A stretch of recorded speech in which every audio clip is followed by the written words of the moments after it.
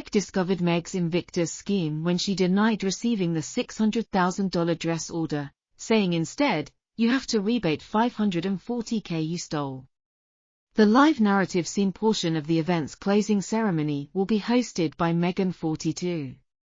According to rumors, Meghan has specific requirements for this visit. Her heels, 600,000 gowns, and the food have all been well prepared.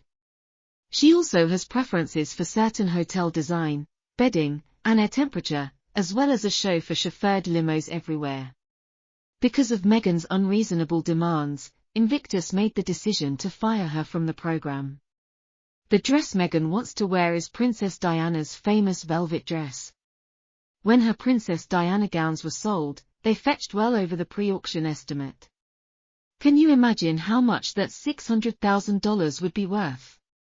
According to reports, Meghan asked Invictus to provide her with a $600,000 dress so she could appear at the closing ceremony in Germany. However, Netflix CEO Greg Peters refused because they did not want to waste money on the meaningless things. The Invictus charity event doesn't need such a pricey gown, it's not about her. The majority of the funds should be donated to the veterans. Earlier at the Invictus Game in 2022 Meghan fashion show, it cost a staggering $538,000. What a disgusting waste of money that could have and should have been donated to the veterans right away.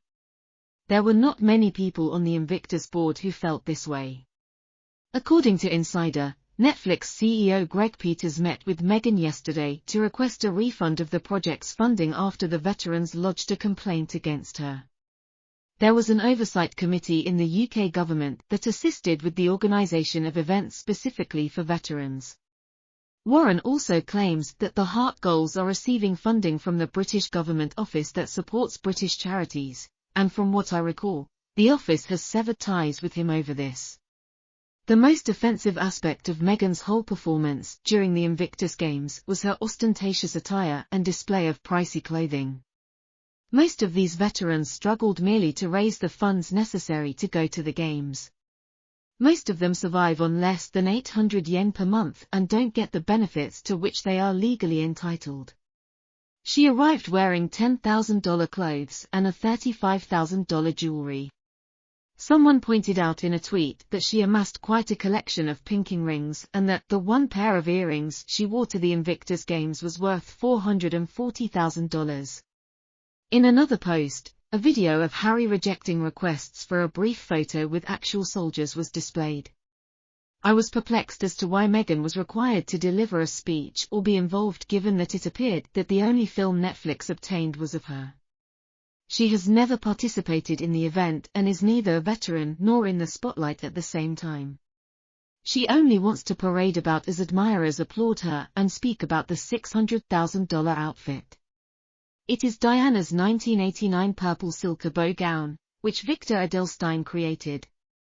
The dress's estimated value ranged from $80,000 to maybe $120,000. According to Soundsby, the garment with a tulip-shaped skirt and elaborate gold buttons on the back eventually sold for 5 or 6 times the projected $604,000. The dress was initially auctioned off in June 1997. Just before Diana passed away on August 31, 1997, according to the auction notice from Selfie Eldestein, who created the garment as a part of this autumn 1989 collection. At the time, the Princess of Wales was holding an auction at Christie's New York to raise money for the AIDS Crisis Trust and the Royal Manchester Hospital Cancer Fund by selling over 80 garments from her collection.